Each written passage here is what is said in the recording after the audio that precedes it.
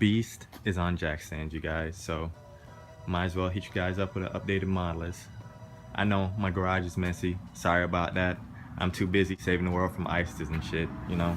Not many of you guys know that I'm active duty military, so yes, please excuse my garage. If you haven't seen my first mod list, I'll put a link to that in the description so you could be all caught up on all my mods I've done to the Scat Pack.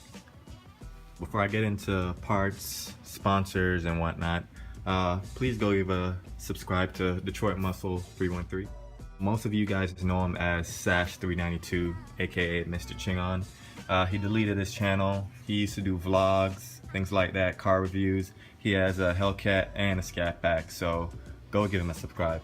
With that said, a link to his channel will be in the description, as well as all the parts that I mentioned today. On to the mods.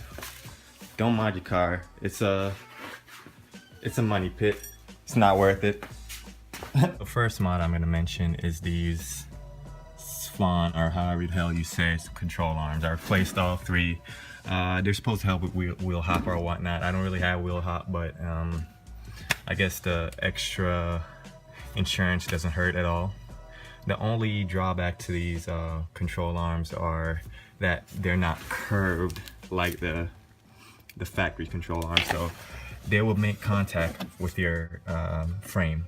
So what I end up doing is just cutting a notch out. If you want, other companies actually make a curved adjustable control arm. I didn't know it at the time, so I got these. I got them for a really good deal, 150 bucks for the set. You can't beat that. It's like 450 if you were to buy them new. So I felt like I got a good deal. As you can see, I got the adjustable version. Originally, I had just the standard version, but because I lowered the car a bit, the camber was all jacked up, so I needed a one with an adjustable upper, so I could adjust the camber so I didn't so I don't go down the street looking like a damn cambered Civic or some shit. So speaking of lowering, I also got K&W coilovers. Basically, I one-for-one swapped with the BC coilovers. It's a long story behind that. Yeah, they're a shit ton better. Handling, ride quality. I can't confirm launching as yet because I haven't really used them much at the track. Random axle sitting here, I know.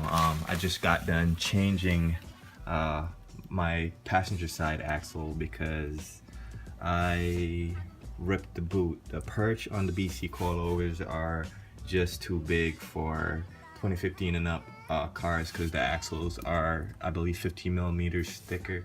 Lucky thing I decided to change them because when I pulled the axle out, I looked inside my differential and it was actually broken, but it's gonna get taken care of, no cost to me, thankfully. So to stay on the topic with upper control arms, here we have some SBC front upper control arms. To adjust the camber bolt here, you just loosen it up and move it to forward or backwards, whichever, and then you have your caster plate right here. I did this along with the rears just to get the camber back in spec.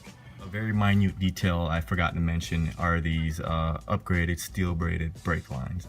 Well, the story behind that is I went to a road course and I cooked my brakes so much, my brake fluid so much that I was going 140 down a straightaway and I couldn't stop. So the next day, immediately, I upgraded to Motul 650, something like that, and these upgraded steel brake lines front and rear so I could have better stopping power when I'm going around the corners, because that was a scary feeling to me. This mod was just sitting in my garage and I installed it for shits and giggles. I know you see the pump there and the reservoir right there. Hold on, let me see if I can focus in on it. Yeah, that's the reservoir right there.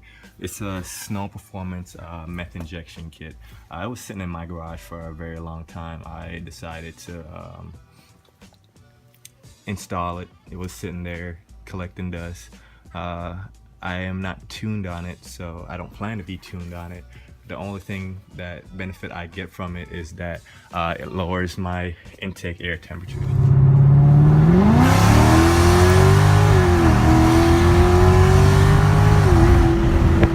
By a lot. But I leave it off. Here is the nozzle for it. And yes, this looks ghetto, but I keep it on a switch. I have spare parts all over the place. I got a whole spare intake manifold. And believe it or not, a whole spare 8.8 transmission. This is the same one, HB70, that comes in the Scat Pack, and a spare torque converter. So the story behind this transmission is that I purchased a Paramount torque converter, and I thought this was like a good investment. Like, I thought my 60 foot would drop to 1.4 and I'd be running like, you know, 10.8 or something like that in the dead summer, but it didn't work out like that. Nothing went right with this torque converter. The car just started doing weird shit.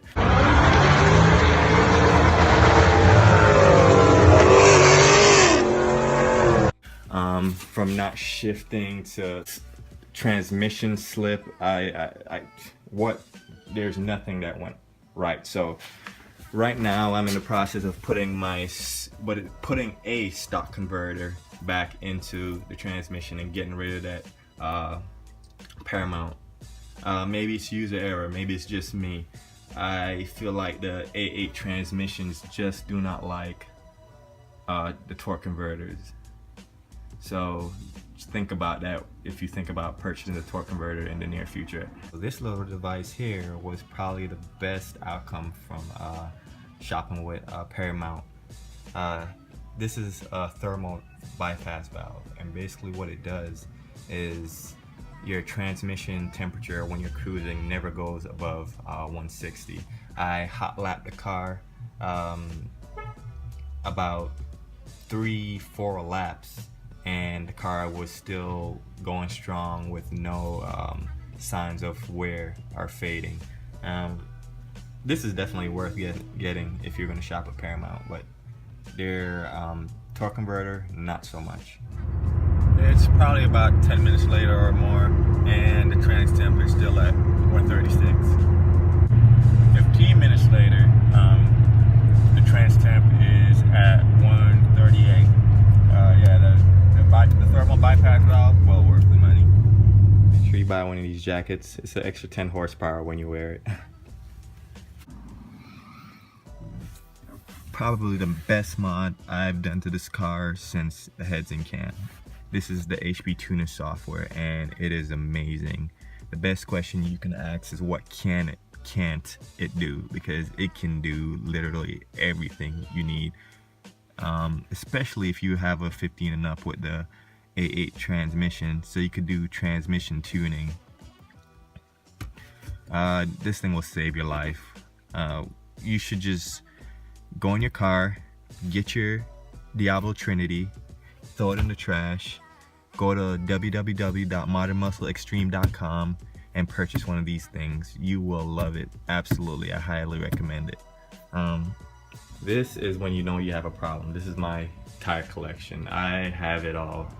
So if you ever need advice on tires, which one I like best, I have from Mickey Thompson's to Nitto's to M&H. Personally, I like the M&H the best out of all the tires I've tested, and that's pretty much it for that. That pretty much wraps it up for all the mods. Now I'm going to speak about my sponsorship. So basically, Michael Fissel from S&M Performance really hooked me up. So now I'm sponsored by S&M Performance and Edelbrock. I'll be getting the Edelbrock heads and Victor intake manifold. I am really excited, and I am dying to see what the gains will be. Up and coming projects for this car.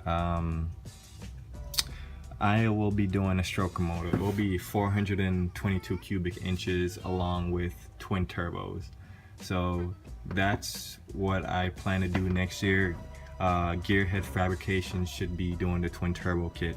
I am really looking forward to that. I'm just waiting till next year. That's it for all the mods, and here is Michael Fissel with the unboxing of the intake manifold and the heads.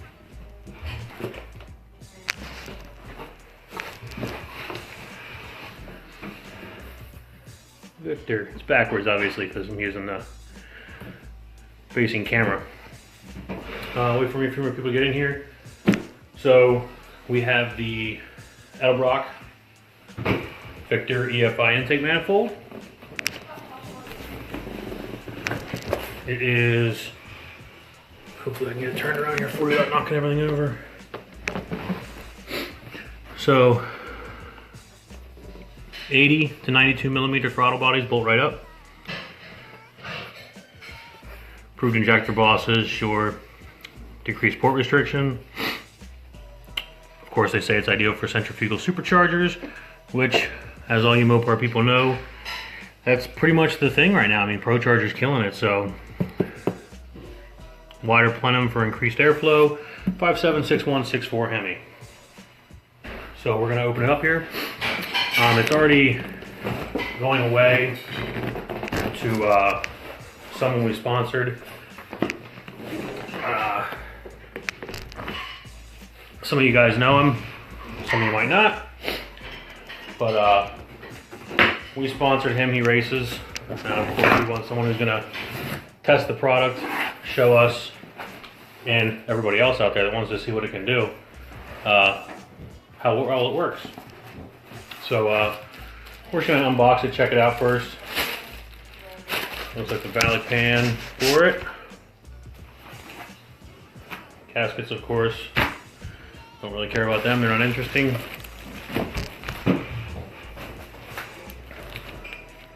It's got pretty good instructions here it comes with. Easy installation. I always hate things that don't come with good instructions. You're sitting there and you're like, okay, where does this bolt go? Sucks. Makes for a long day.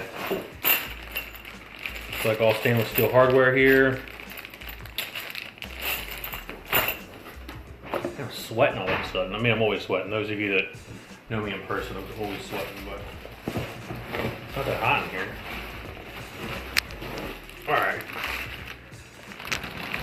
So weight-wise, obviously, it weighs more than a plastic intake. But first thoughts is it looks way more badass than a plastic intake, though.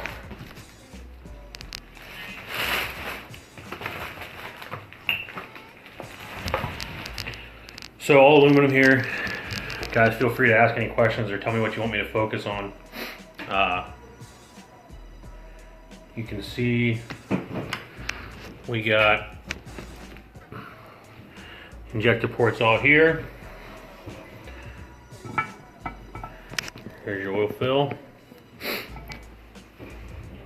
Nice piece too. The finish on is real nice. It's like a wrinkle coat black. Kind of the money shot here I think is going to be right in the front there.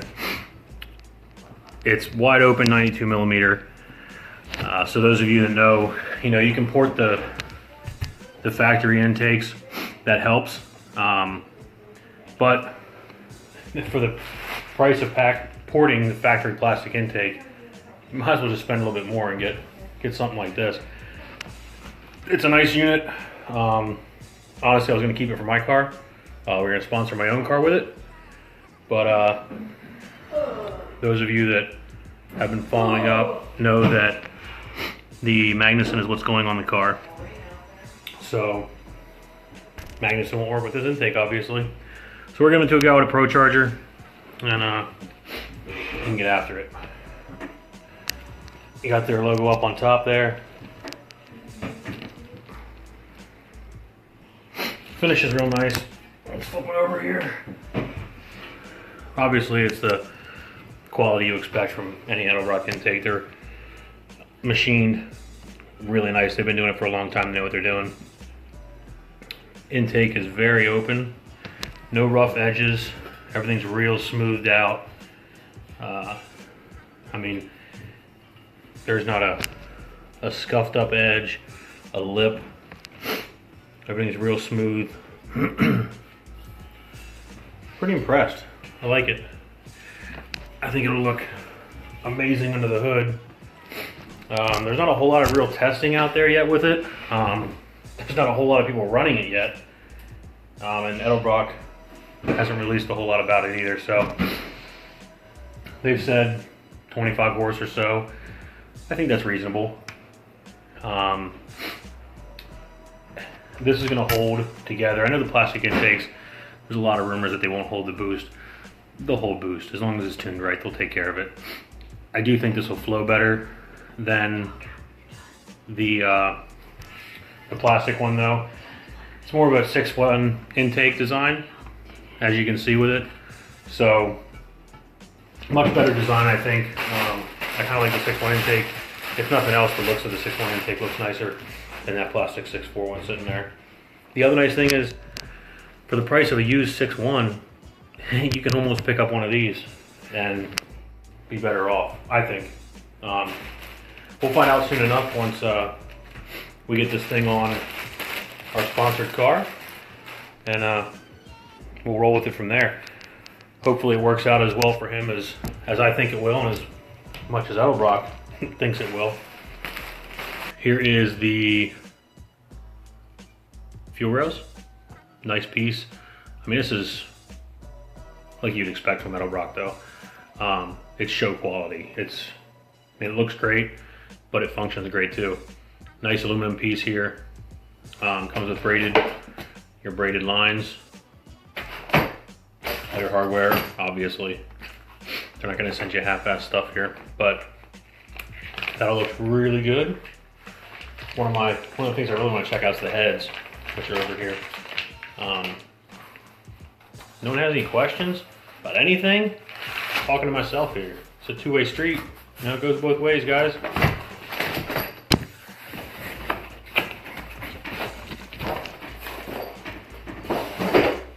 And guys and gals, obviously. What else we got here? Heads.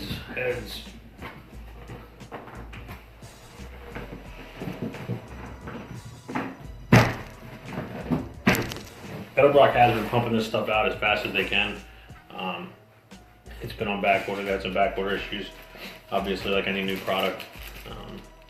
It's gonna be the same way when I unveil the new Magnuson 2650 here shortly.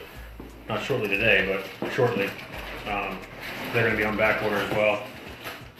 Magnuson has guaranteed me that I will have one of the first Magnuson 2650 units. So obviously they have a couple out there being tested right now, but that's on their own vehicles or close by. We're gonna have the first race sponsored vehicle with one, and we'll be getting them as soon as they ship. So I'll probably have mine before anybody else. Yay. Here's your heads. Same thing like the intake. No rough edges.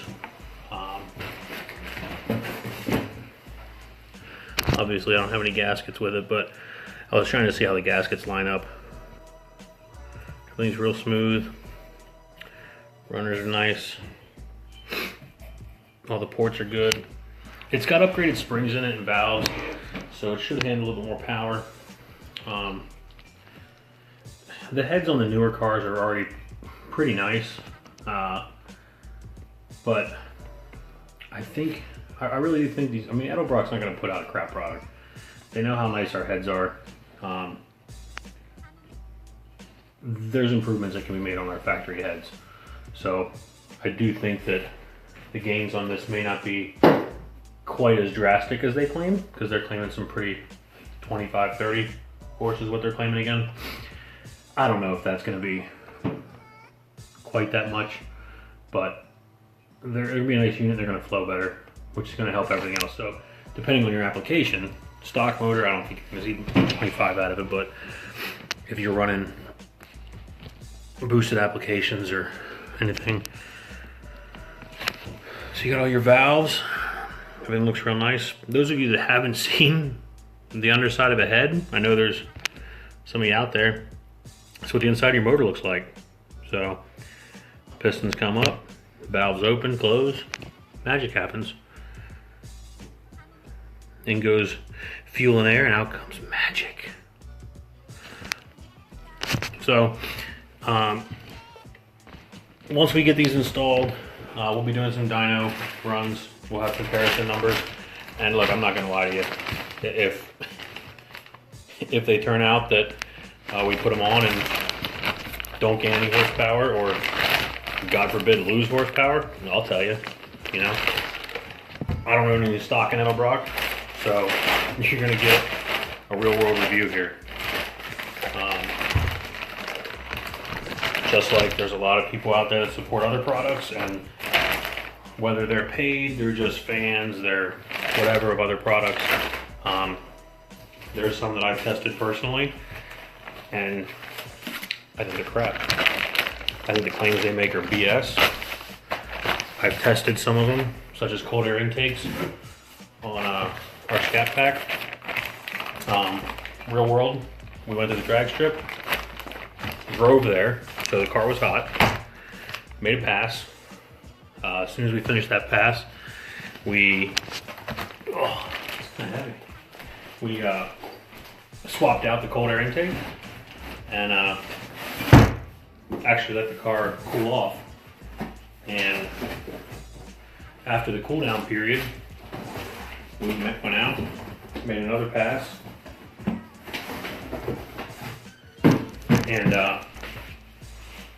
we made that pass with the cold air intake, one of the premier cold air intakes for the Mopar market, and I wasn't impressed. So we took it back off. I'm not gonna sell something, I'm not gonna support something that I don't think works. It's just me. Other than the aluminum construction, how are these better than the stock? The intake or the heads, Steven? Let me scroll back to and see if I missed any other questions. Doesn't look like it. Yeah, so Steven, you're talking about the heads or the intake? Both, okay. Sure. So the intake, the intake's completely redesigned from the factory intake. So the runner lengths are different. The fuel system is different, how it injects in. The throttle body opening into the intake itself is bigger. So there's a lot of things with the intake itself they're improved upon. The heads, there's not as much improvement that I can explain. It's got upgraded valves and springs and that kind of stuff, which will be nice. I really need to check. I wonder if their springs will handle a high lift cam or not. I'm gonna guess probably not, but it may. But they just flow better. You know, the better everything flows, air in, air out. So it's just like long tube headers. People don't think that long tube headers make a big deal, but you know, I know people that have put headers on and not made horsepower. It happens. There's a local car here. Some of you guys that are local know him. He has a 6.4, just like me. He put headers on a couple months after I did. We dynoed on the same dyno, same tuner, and I gained horsepower. I gained almost 40, and he gained a lot less. Was it the brand of headers? I don't know. He went with a good brand. He's got Cooks on it, so I wouldn't think that would be the issue. Maybe it's their mid pipes. I'm running TTI headers, which we just added to our website. I've had them forever as a retailer, but I've just been too lazy to put them on the site. So yeah, so the TTI headers are what I really prefer. The pricing on them is great.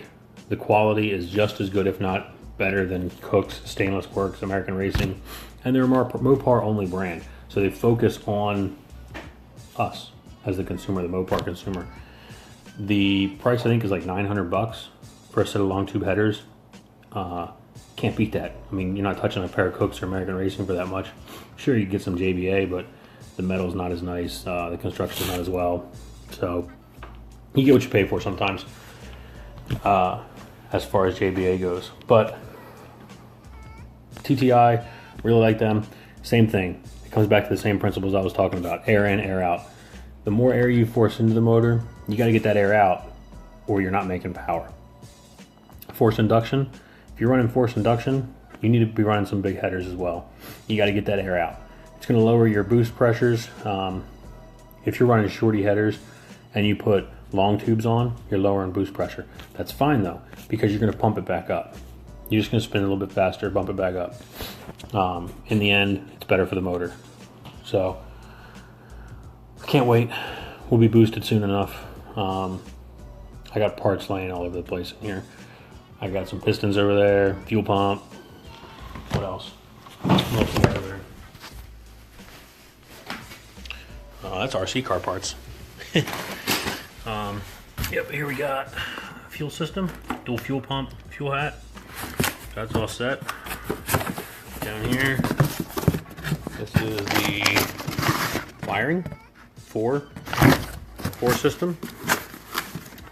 We got all our ARP hardware. And the big box in the bottom, which I'm not digging down to. Of course, that's our pistons and rods, which we got from Modern Muscle Extreme, running their forged drop-in pistons. I plan on doing a nice, I want to do a nice video of the entire rebuild system when we do the supercharger. So we'll see how I feel when we actually get to that point. I'm going to try to mount the GoPro up on the hood somehow, and we'll do like a time lapse maybe and record the whole thing. I think it'd be interesting. People like to watch it. If we do it in a time lapse, it won't be that long. We can speed it up and get through it. It'll give people a little bit of idea. You'll see, same as I am. Hey David, we were just talking about you, about how we added Downforce Solutions wicker bills and splitters and everything to our stuff, and the half splitters at the front. But yeah, so we're gonna do some video of the intake, or not the intake, my gosh, of the supercharger install and the engine rebuild. So I'm hoping that the Scat Pack has about 45,000 miles on it already. We drive the hell out of it, race it all the time. So I'm hoping that when we open it up, we don't find anything crazy. If we do, I'll deal with it at that point. If it's too crazy, I will just build a 426 and have at it. My wife will be pissed, but first time she drives it, she'll be happy. So yeah, we'll do that. I doubt I'll do any live during that, but we'll just do the time lapse probably, and we'll post pictures of it during the build. Follow me next week. We'll be at SEMA. We'll show you all the new stuff coming out. I'm trying to pick up some new products for you guys that I hope you guys will enjoy. We'll try to meet some cool people, do some lives, do some videos. What else we got going on? Drive shaft loops, they're available. Automatics and manuals bolt in. The automatic installs in a matter of about 15 minutes. You don't have to drop anything. You really just need to put it up on some ramps and install it. The manual, you have to actually unbolt the front of the drive shaft just to slide it back a little bit and get the pieces up in. Other than that, we got some other parts in the works. I don't want to give it away yet, but we have a part that we're working on production now, design and production, and it'll be ready by spring. I think everyone's gonna like it. As all my stuff that I put out, it's functional. It's not a visual product, it's a race product. So those of you that are drag racers, street racers, track racers, it's something that all of us need, all of us should have, and all of us will want once it comes out, I hope. So if you guys have any ideas for anything else, something you're looking for, can't find anywhere, let me know. I'm happy to put something into production if I think people are going to want it, and I think that's a part I believe in. So other than that, I guess we'll sign off for the night. Those of you that just started watching, you'll have to play back then. We opened up the Edelbrock heads, Edelbrock intake, fuel rails, and we just a little talk about it. If you guys have any questions, post a message on here. I'll answer them the best I can. And watch out for Delano. He's going to be out there running this and having a good time with it. So we'll follow up on his build here in the next month or so. Once he gets these installed, I'll get them shipped out to him this week before I head to SEMA. And he can give the parts hell, and hopefully we all get to see the gains, because I know we're all waiting for that. All right, we're signing off. Might see you again, might not. If until then, it'll be SEMA. So check in next week.